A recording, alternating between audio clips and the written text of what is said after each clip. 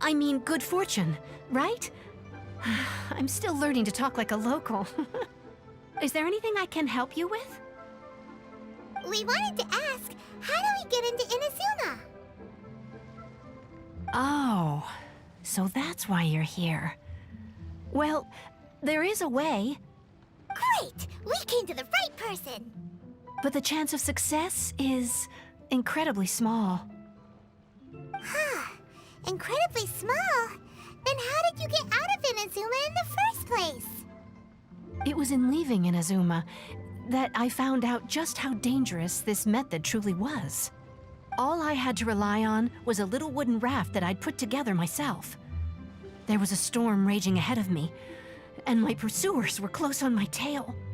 After I'd escaped their clutches, I floated on the open ocean for I don't know how many days.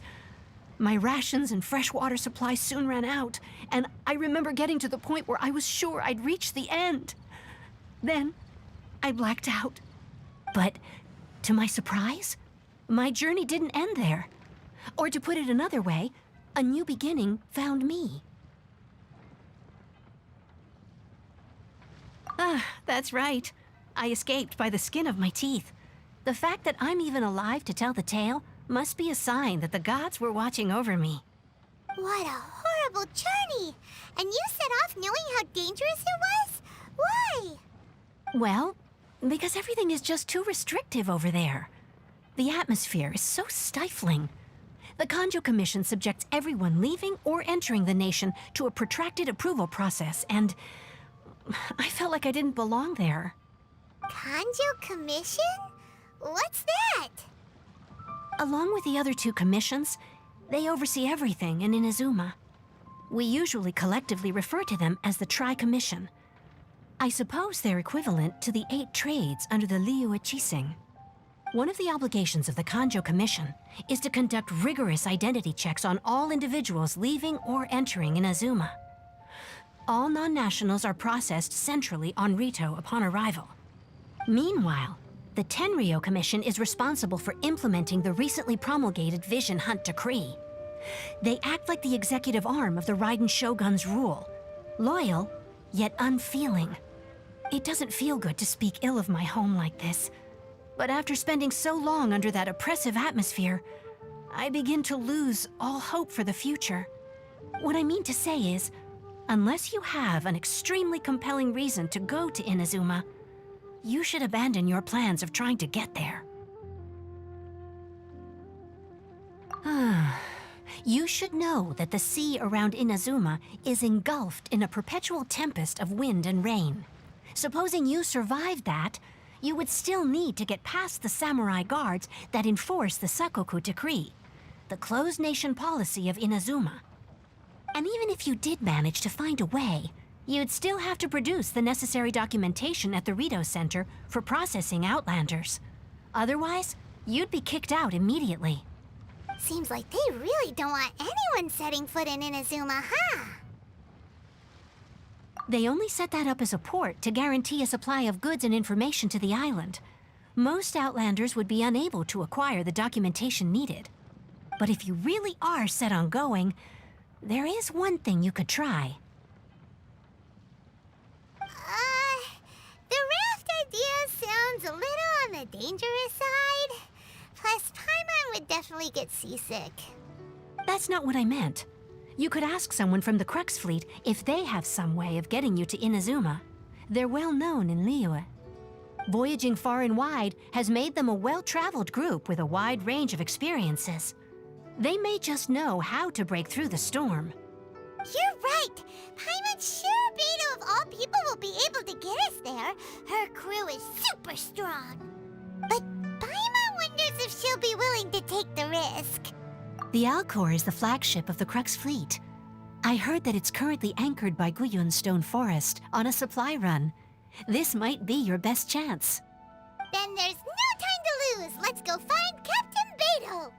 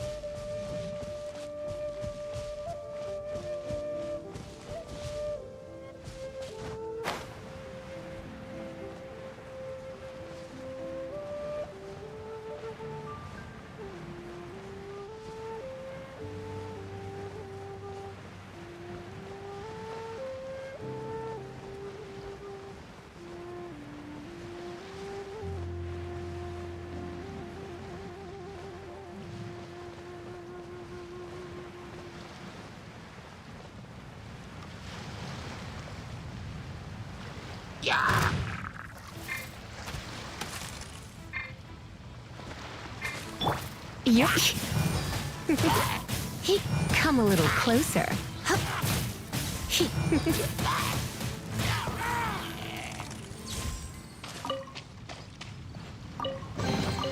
No pain, no gain.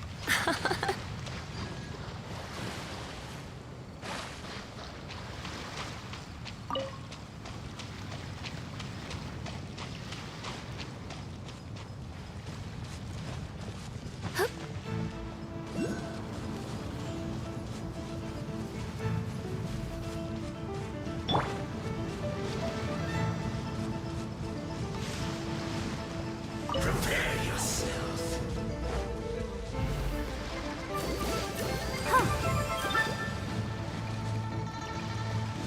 Go, Barbara, go!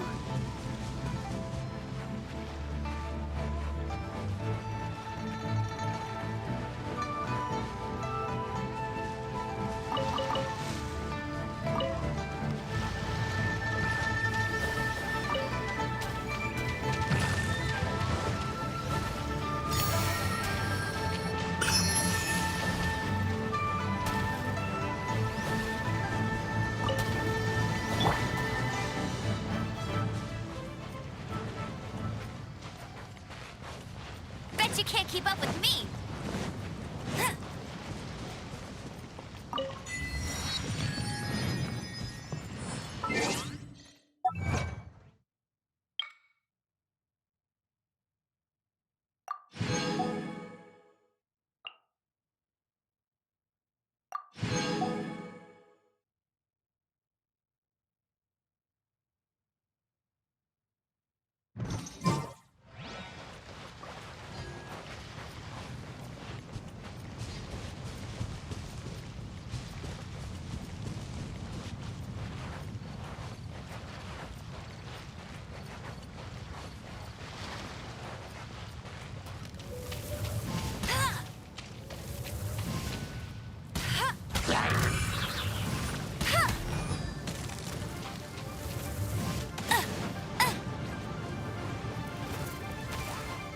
No one escapes my sight! Windblade!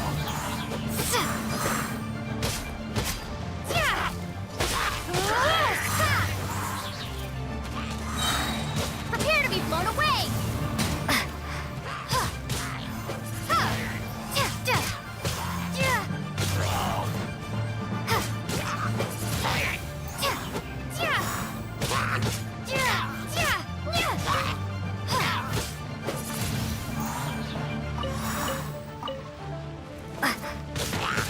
Windblade!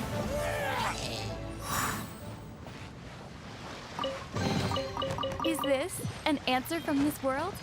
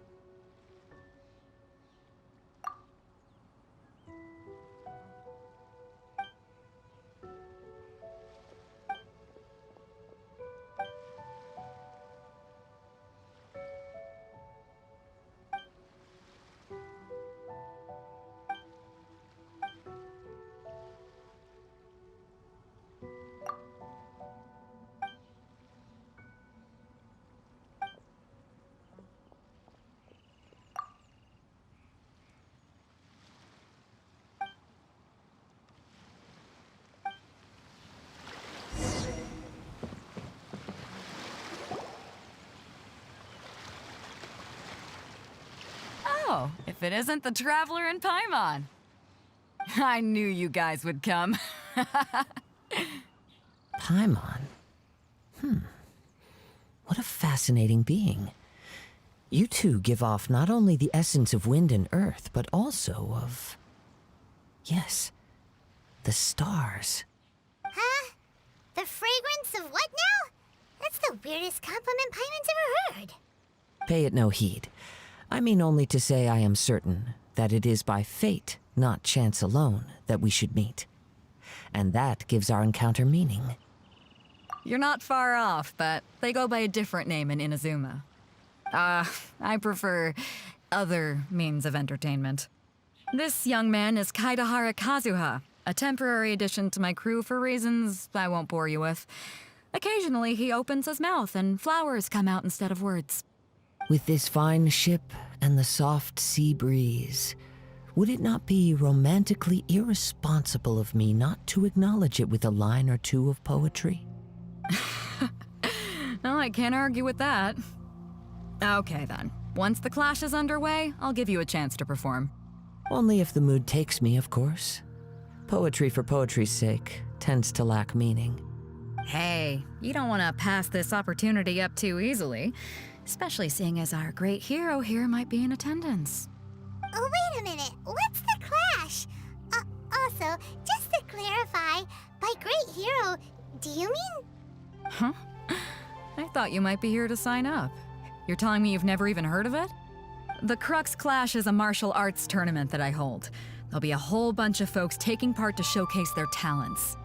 There are two important rules. One, competitors must be renowned fighters. We want those with real martial arts ability, not just people taking part for the fun of it. So, you've got nothing to worry about there. I don't think there's anyone out there who hasn't heard of you. Two, you can't take part if you've got a vision. Otherwise, things get a little one-sided. You must be feeling confident, but you might want to watch out. There are a few crouching tigers and hidden dragons lurking around in Liyue. And with Liyue's savior taking part in the tournament, now that's gonna turn a few heads. I think we can expect a healthy turnout this time. But we didn't come here to take part in a martial arts tournament. Well, before you dismiss the idea completely, you might be interested to hear that the prize this time round is particularly sought after. Get this. It's a masterless vision. Supplied by myself, as a matter of fact. If the tournament champion can reawaken that vision, it belongs to them. Is there really such thing as a masterless vision? When a vision bearer dies, the light in their vision will fade away. But the shell that housed that light remains. As for whether this shell has any practical application, well, this remains to be seen. But my intuition tells me that while it remains in the world, it may just be possible for someone else to inherit it. Yep. And the way I see it, a vision is a badge of recognition from the gods. So if anyone's able to rekindle it, it's gotta be an individual of exceptional strength and talent. Organizing the clash is my way of uncovering hidden talents. And hopefully this time, getting a vision to glow again. So if you don't have a vision, this is the perfect opportunity to get your hands on one of your very own. Yeah, we're interested in getting to Inazuma, not fighting in some tournament. Inazuma? You want to go there? Well, why didn't you say so? Inazuma, no sweat. In that case, if you win the tournament, I'll give you a choice. Masterless Vision, or a ticket to Inazuma aboard the Alcor. Up to you. You just want her to take part in your tournament. What's wrong with that? The more talent we have, the better the tournament will be. I couldn't let a competitor like you fall through the net. What are we gonna do? Looks like we pretty much have to do this tournament if we want to get to Inazuma, huh? Great. Then let's get you signed up. Head to the tournament arena and